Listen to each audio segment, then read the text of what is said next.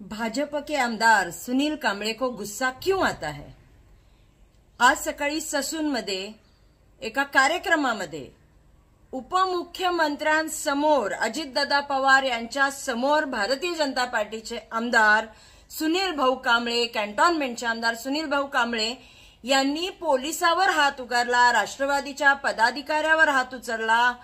आमचं म्हणणं हे आहे की भाजपच्या राज्यात जनताच नाही तर पोलीसही सुरक्षित नाहीयेत।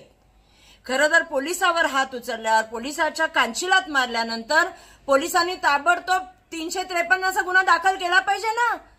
सरकारी कर्मचाऱ्यावर हात उगारला, हा गुन्हा का नाही दाखल होते?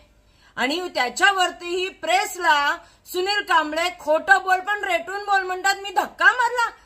अहो, त्या व्हिडिओमध्ये दिसते तुम्ही फटदिशी मारताय त्यांना, दोघांनाही तुम्ही कानाखाली लावली त्या पदाधिकाऱ्याला। आता ते पदाधिकारी जाऊ दे, ते उपमुख्यमंत्री समोर असून आपल्या पदाधिकाऱ्याला वाचवू शकले नाही तर आम्हाला काय वाचवणार?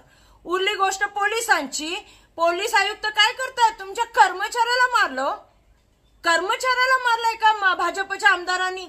काय करणार तुम्ही? काहीतरी करा, कारण का या भाजपच्या राज्यामध्ये जनता काय पोलीसही सुरक्षित नाही हे दिसतंय। आणि या आमदाराचा पहिला रेकॉर्ड नाहीये ना।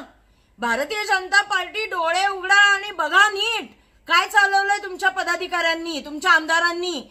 याच्या पहिले महापालिकेच्या एका महिला अधिकाऱ्याला अर्वाच्य भाषा, अश्लील घाणेरड्या शिव्या दिलेल्या गेल्या, त्यावेळेसही त्यांच्यावर ऍक्शन नाही झाली।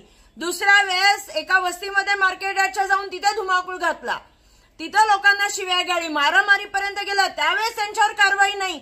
किती वाचवाल? आता तर एका राष्ट्रवादीच्याच मुख्यमंत्र्यांसमोर पदाधिकाऱ्याच्या कानाखाली सन, पोलिसाच्या कानाखाली सन, किती गप्पा बसणार? कारवाई करा ना। किती किती हा कसला माज आहे? सत्तेचा माज आहे?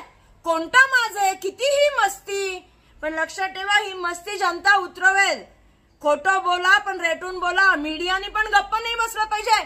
मीडिया समोर तो माणूस म्हणतो मी मारला नाही, त्या व्हिडिओमध्ये काय दिसतंय ते मला माहिती नाही, मला दाखवू नका, एवढं खोटं। धन्य आहे, धन्य बाबा, धन्य आहे भारतीय जनता पार्टीची, धन्य आहे।